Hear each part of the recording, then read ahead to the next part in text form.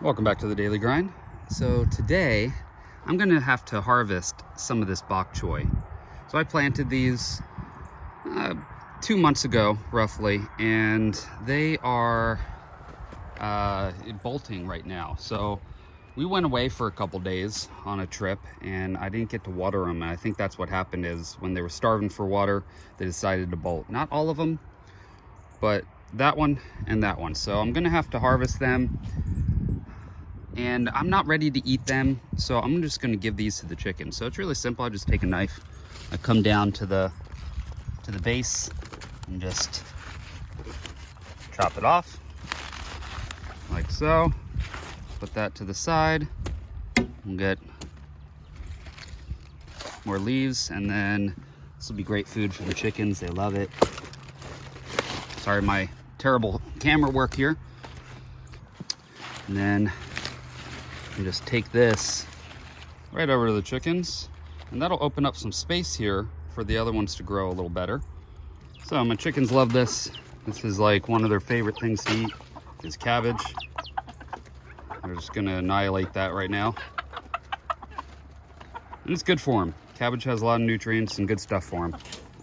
But check how well these are growing. They're getting huge. Really nice looking bok choy. And my Napa cabbage here is getting pretty dense in there. So probably in another couple weeks, see how nice that looks? I'll be able to harvest those as well, and I'll get some Napa cabbage. Pretty excited about that. I love these veggies. This is great for stir fry and soups. This is awesome as well for stir fry and soups. But I actually make a kind of fresh salad coleslaw kind of thing with it as well that I really like. So pretty excited about this. This is all growing really well, guys. And these two varieties have always done super well for me. Also the mini bok choy, any of the bok choys really, but I've got some mini bok choy right here that is starting again. I already harvested some in this bed, but pretty excited about that. Let me get some of these leaves. I'll get these to the chickens, but there we go. I just want to bring you guys along and show you kind of that this can happen. You can get some bolting going on, especially if you get some warmer days without any